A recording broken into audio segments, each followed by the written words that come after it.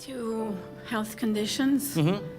Belly button for 40 years. 40 years.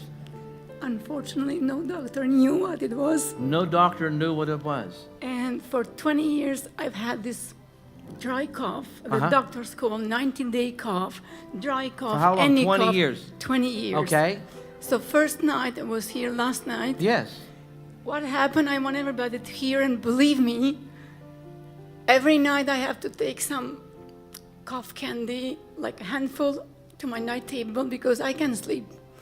So I put the candy, coffee on my night table, and I went to sleep and said, no, I'm not taking any cough candy tonight. No. I have gone to a voice clinic in Toronto. You what?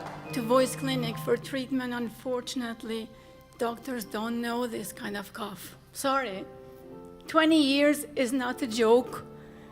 I have suffered, but God had faith in me, and I followed God. And last night was the grace of God and the hand of God that touched me. And beside that, not coughing, all my tummy went upside down, as if a masseuse was turning all my tummy upside down.